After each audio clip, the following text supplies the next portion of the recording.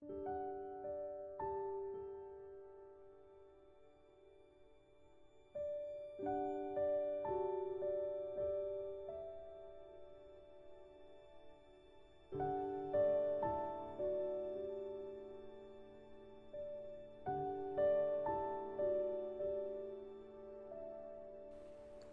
Mabuk Cinta, Pasco sedang berbaring di atas tempat tidur. Sejak kejadian 2 hari lalu, Joy resmi menjadi kekasihnya secara tidak sengaja. Keduanya tampak sangat canggung. Seperti yang dikatakan sebelumnya, Joy yang merawat dan menjaga Pasco selama dia sakit. Hanya saja kedua sejoli itu tiba-tiba saling diam. Entah mereka gugup atau merasa aneh dengan situasi ini, keduanya terlihat diam. Belum ada pembicaraan yang berarti di antara mereka berdua. Pagi ini, Joy tampak masuk ke dalam ruangan kamar Pasco sambil membawa nampan berisi sarapan pagi. Untuk obat sudah disediakan di kamar Pasco. Gadis itu masuk, pintu tidak dikunci agar memudahkan orang lain untuk masuk. Joy perlahan masuk ke dalam ruangan itu. Matanya tertuju pada Pasco yang sedang berbaring. Tatapan mata mereka bertemu. Dek, dek, dek. Jantung Joy berdegup kencang saat mereka saling menatap. Gugup dan salah tingkah, bahkan wajahnya memerah. Pasco terus menatap Joy, tatapannya tak lepas dari gadis pemberani di depannya itu. Seorang gadis, dengan cara yang sama menyatakan perasaannya di depan semua orang. Kak, kau sudah lama bangun? Tanya Joy, atmosfer di dalam ruangan itu menjadi panas. Baru saja, jawab Pasco singkat dengan suara beratnya itu. Oh Tuhan, kenapa dia malah terdengar seksi saat berbicara dengan nada seperti itu? Aku tidak tahan, batin Joy berteriak. Aku akan mengganti perbanmu, ucap Joy. Gadis itu meletakkan nampan di atas meja, lalu mengambil perban dan peralatan lainnya untuk mengganti perban Pasco. Bantu aku ke toilet dulu, ucap Pasco pelan. Baiklah kemari, ucap Joy. Gadis itu membantu Pasco bangkit berdiri dari atas tempat tidurnya, lalu menopang tubuh Pasco yang jelas-jelas lebih besar darinya. Setelah masuk ke dalam kamar mandi, Pasco menyelesaikan urusannya di sana. Joy menunggu di depan pintu. Joy, terdengar suara Pasco memanggil dari dalam. Ada apa? Apa yang terjadi? Apa kau terluka lagi? Joy panik karena mendengar teriakan Pasco. Dia langsung masuk ke dalam ruangan. Tidak, aku hanya ingin membasuh wajahku, tapi ini sulit digerakkan, ucap Pasco sambil menunjuk lengannya. Bisa kau bantu aku? Tanya Pasco. Baiklah, kau duduk saja di sana biar aku membasuh wajahmu, ucap Joy.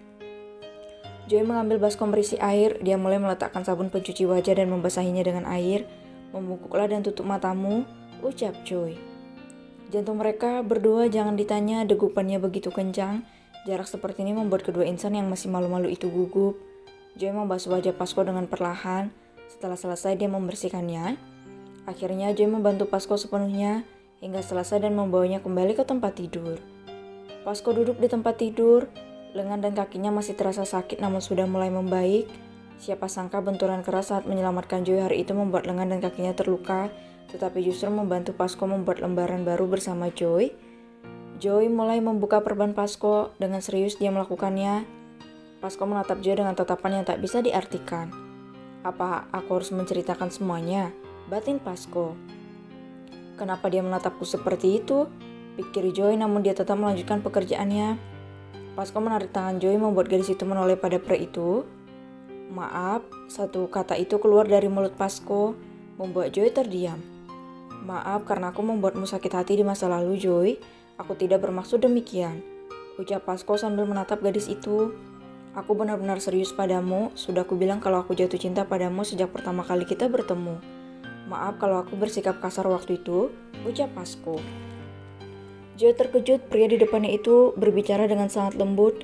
Hatinya benar-benar hangat saat ini. Aku serius dengan hubungan ini. Aku ingin kau yang jadi pendampingku sampai selamanya, Joy. Aku tak pernah jatuh cinta selain pada dirimu.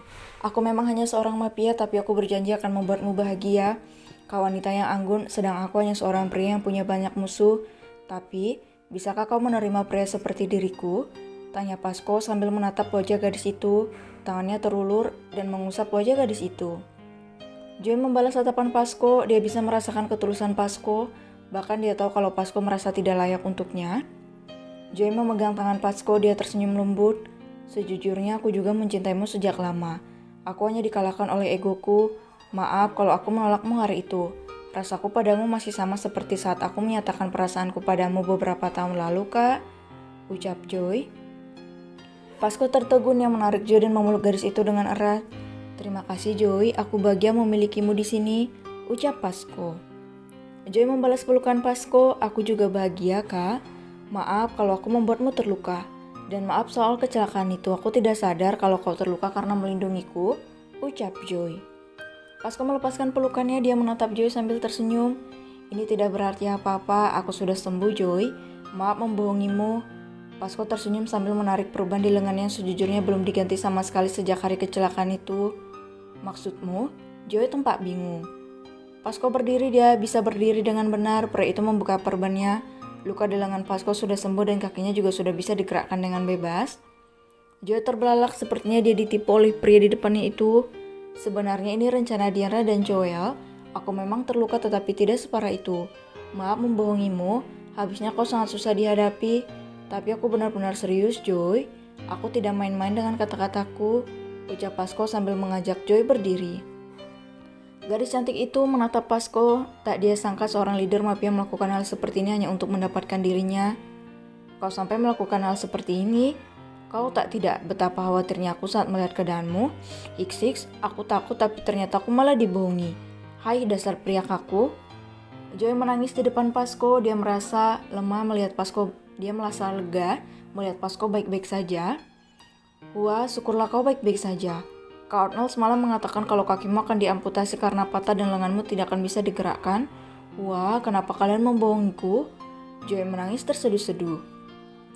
Pasco tergelak, ternyata Arnold membesarkan masalah mereka. "Tapi bukannya Arnold suka padamu?" Pertanyaan itu keluar dari mulut Pasco. Joy menggelengkan kepalanya, dia masih belum move on dari wanita bernama Jocelyn itu.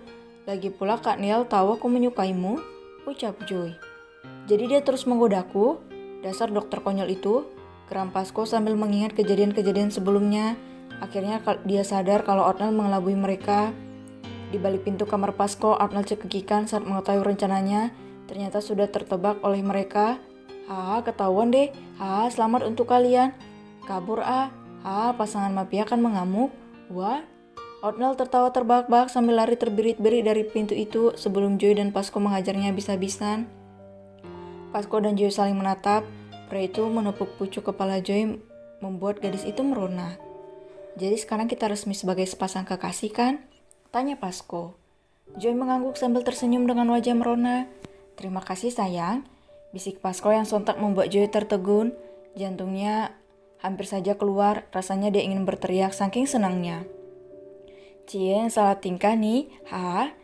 Pasco menggoda Joy sambil tertawa terbahak-bahak melihat wajah merona gadis itu. "Jangan digoda, aku malu," seru Joy sambil menutup wajahnya.